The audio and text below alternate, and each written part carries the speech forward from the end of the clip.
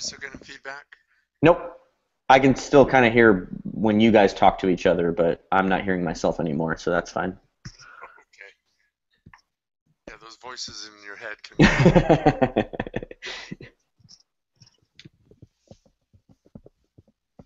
Okay, are you guys ready to go? All Yes. right. Any questions before we get started? No. All right, perfect.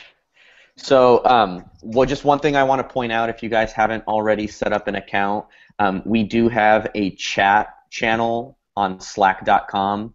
If you go to the Spark website, there's instructions on how to set up an account there. But basically, if you, at any point during the teacher training for the next 4 weeks, or even on, as we get closer to the actual event, if you have any questions for me at all and you need an answer ASAP, I'm usually in that chat channel that we set up, so feel free to jump in there and ask whatever questions or leave any notes that you need, and I'll get back to you as soon as I can. Otherwise, Nikki's been emailing me, so if you guys need to email me for anything, that works too, but I'm usually on that chat all day, and I can respond immediately, so just make sure you set that up if you haven't already.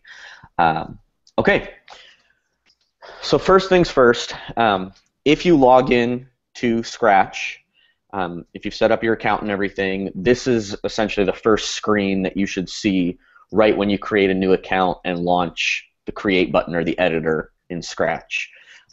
It's pretty basic layout, but I'll go over each of the sections and then we'll actually get into kind of the coding aspect of it. Before we start though, do either of you have experience with coding in any kind of capacity? Have you used Scratch before? I personally have not used Scratch, but I am a mobile development student, so I have programmed in Java, XML, and HTML. Okay, perfect.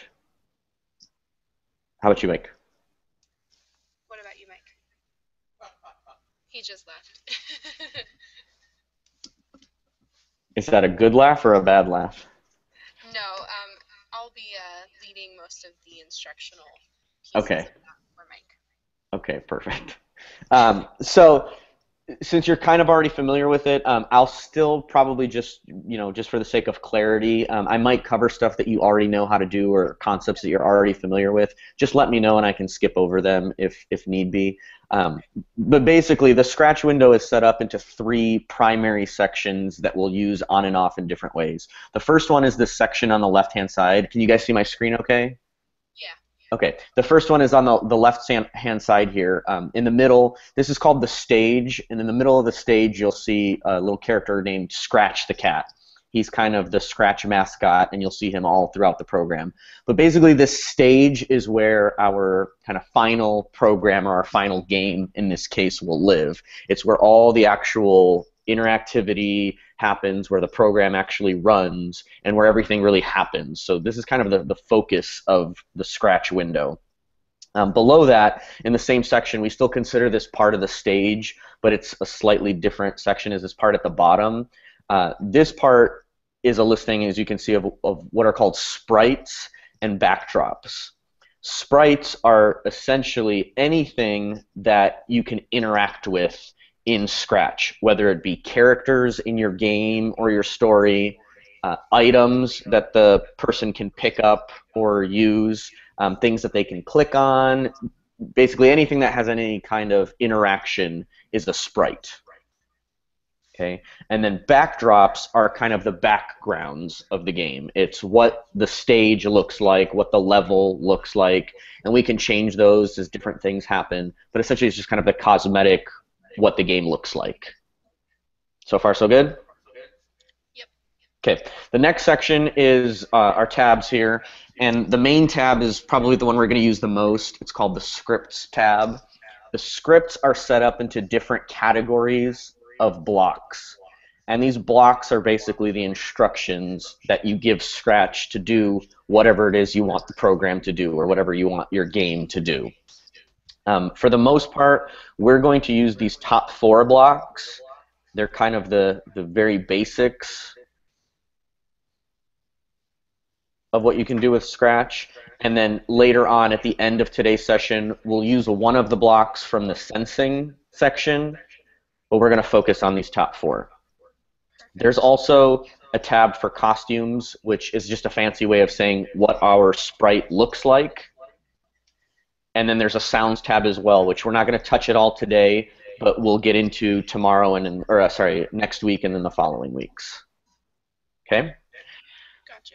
The third section is called the workspace, and this is basically where most of the quote-unquote coding happens in Scratch. This is where you drag the different blocks to actually make things happen, and it's where Scratch kind of follows its instructions. You put the recipe on the right-hand side, and Scratch will literally do those instructions in order, in the order that you put them in there. A quick note about the workspace and something that we'll just want to keep track of is right now we only have one sprite here on the left-hand side, and so in the upper right-hand corner you'll see kind of a little ghosted version of that same sprite. This just tells you what your currently highlighted or selected sprite is, along with its current position. So you'll notice that it says X0, Y0. The Scratch stage is set up in a XY coordinate grid. So positive values of X move to the right, negative values move to the left.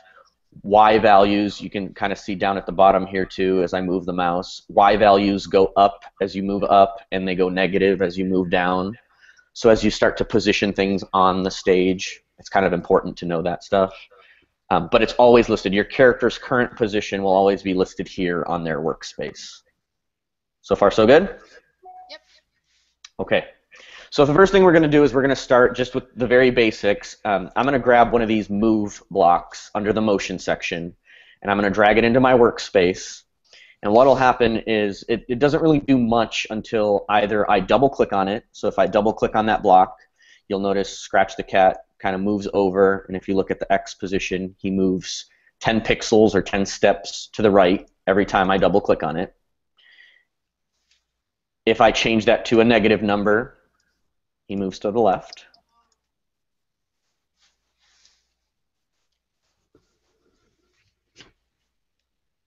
Or the other way that I can move him if I don't want to use these blocks is I can actually click and drag him and move him around the stage. Will that remember those movements though if he clicks and drags? Mike wants to know if it'll remember the movements if it clicks and drags. It doesn't remember them necessarily unless you grab one of these blocks. So what you'll notice as I'm dragging this around, that there are a few blocks, just as an example, this go to X, Y block, and this glide to X, Y block. As I move him around, those blocks, the numbers inside them change. So I can have it actually follow my movements by moving him to where I want him, dragging that block in, moving him again, snapping that next block in, moving him again, and then if I double click on these, he'll basically do those movements. Does that make sense? Okay. Yes. So the first thing we're going to want to do is just kind of set him up right in the middle and practice some moving. So I'm going to just move him 10 steps to the left, 10 steps to the right. Now, one of the things that you'll kind of figure out as you go along with Scratch, if I take a bunch of these and alternate them to where he's going 10 steps to the left, 10 steps to the right, 10 steps to the left, 10 steps to the right, and I double click on this, now that these are all connected, if I double click on these, this will actually run this series of steps. Okay? So I'm going to double click on it, and nothing happens. Any idea why? Because it just cancels itself out. Kind of, yeah. It is actually doing every single one of these steps, but it's doing them so fast, it's doing them immediately, one after the other, that it basically cancels itself out. Okay. So in order to actually get something to happen when we have this series of steps there, we need to move to one of these other categories of blocks. And the one we want is the control blocks. Control blocks are probably some of the most important blocks in Scratch because they actually dictate the logic of our code. So since you're familiar with like Java and JavaScript, this is really similar to like your for loops, your if-thens, your for while loops, things like that. So we've got a block that essentially will wait in between each step. So if I grab these wait blocks and then double click on this, then you'll kind of start seeing him dance. Aw.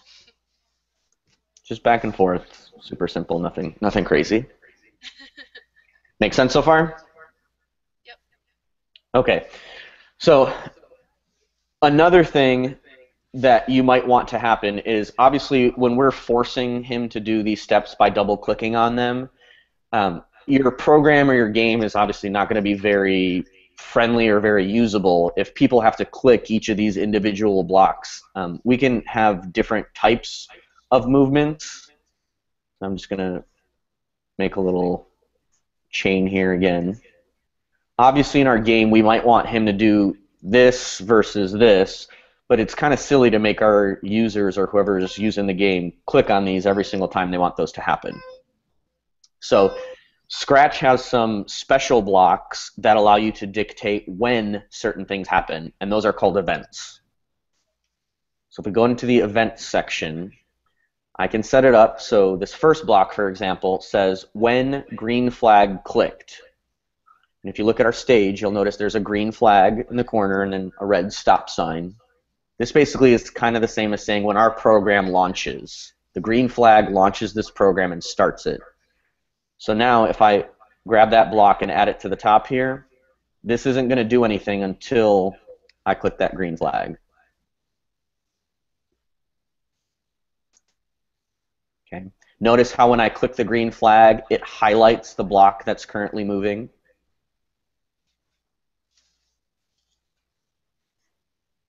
Just in case you guys can't see that. Okay, and I also have the ability, instead of just starting something right when the game starts, I have these other blocks too that allow me to set when the space bar is pressed, for example. So now if I run my program again, he'll do his little dance at the beginning. And then if I tap spacebar, every time I press spacebar, he'll do that same thing. Oh, nice. Make sense? Yep. Okay. Now again, you'll notice that when I press spacebar, all of these things happened pretty much instantly. They all happened at the same time, so he kind of turn, move, turn, move, turn, move, turn, move, all at the same time. So if you want to cause a delay, you'll need to add those wait blocks.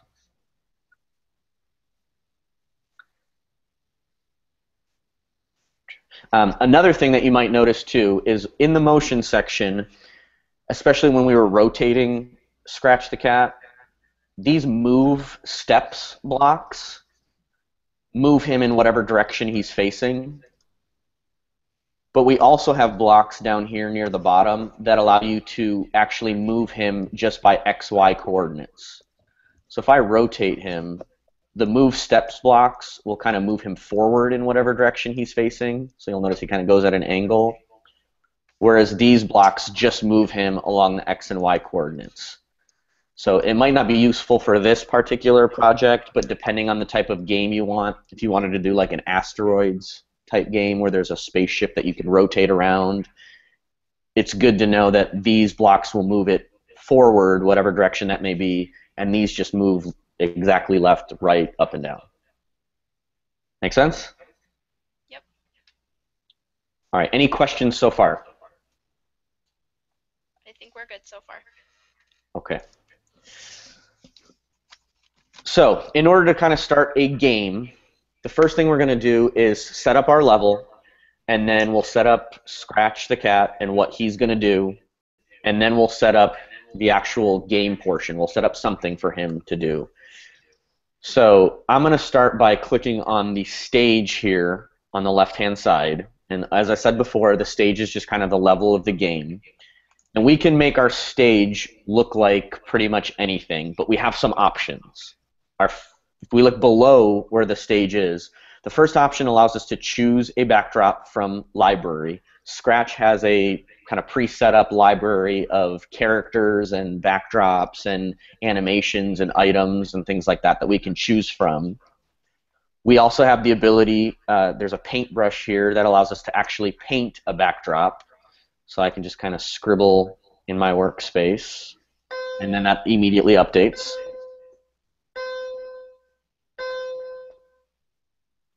We also have the ability to upload our own backdrops if we have files that we've made in advance or anything like that. And then our last option is to use our camera on the computer to take an image that we're going to use either as a sprite or a backdrop or whatever we want. Okay, so I'm just going to grab a backdrop from the library, and I'm going to choose this soccer goal. And so you'll notice that as soon as I choose that, the stage updates with that backdrop. Scratch kind of stays in his spot where he's at, and it switches to the backdrops tab. Okay, so if I wanted to, I could paint some more on this if I wanted to customize it a little bit. For now, though, we're just going to change back to the scripts tab. Okay. Now, our backdrop is obviously a soccer goal, so we're going to make a little bit of a soccer game. It's not going to be a very complicated game. It's not going to be very in-depth, but it should give you at least some idea of some of the things that you can do with Scratch. So I'm going to start by putting in our when flag clicked. You want to be sure that you click on Scratch the Cat first so that he's the item that's highlighted. We're not going to do anything with the backdrops in this particular training, but you actually can set up blocks for the backdrop as well if you want the game itself to do some things. As an example, if you wanted to keep a high score or something like that, you wouldn't want the individual character to keep track of that because multiple things might affect it. Gotcha. So you want to make sure that your character is actually highlighted when you're putting the blocks together. And just because I might be adding other sprites, I probably want to use a name that's a little bit more specific than Sprite 1. So Scratch, or whatever sprite I have selected, has a little letter I in the upper left-hand corner of it. I'm going to click that and just change the name here so it's a little bit more specific. Okay, that way, if I have multiple characters or multiple cats or anything like that, I know exactly which one I'm working with, and I'm not looking through lists of just Sprite 1, Sprite 2, Sprite 3, Sprite 4, that kind of thing. Okay. So we'll set this up in one of two ways. First, I'm going to drag Scratch kind of over here on the left-hand side, and we'll start off by resetting his position. So right now, our game doesn't do anything, but I can safely assume that at some point, Scratch is going to move around on the level somewhere. And no matter where we move him, I always want him at the start of my game to go back to the same spot. So he starts off on the left-hand side of the screen no matter where we move him. So I'm going to grab one of those go to XY blocks. And since I've dragged him to the left-hand side of the screen, those numbers have already been updated, so I know no matter what happens when I start the program, he's always going to jump back to this same spot. Okay? And now I'm going to say that he's just going to run past this line, and we'll eventually probably want like a soccer ball or something for him to kick into the goal, but I'll just say he'll run to right about there. And I have one of two options. I can either put in another go-to block, which, as you'll note, it does everything immediately again, so he just kind of flashes into that spot. So I'll need to add a wait. So if I press my flag now, he starts at his original spot and then moves to the second spot. But we have a slightly better motion block that we can use for this. I'm going to just disconnect these for a second. We can add them back if we need to. If you want to delete any of these blocks at any point, you can also just drag them back into this section and it will delete them. I don't want to do that just yet. But we have a second type of motion block called the glide block. And the glide block does almost exactly what the go-to block does, except instead of immediately making that change, you are allowed to specify a time frame. So in this case, I'm saying over the course of 1 second, go from wherever you currently are to this new position. So now when I click the green flag, he'll kind of slowly glide into place. Make sense? Yep. Okay, so now that we have Scratch actually doing something, we can go ahead and add another sprite and add a soccer ball.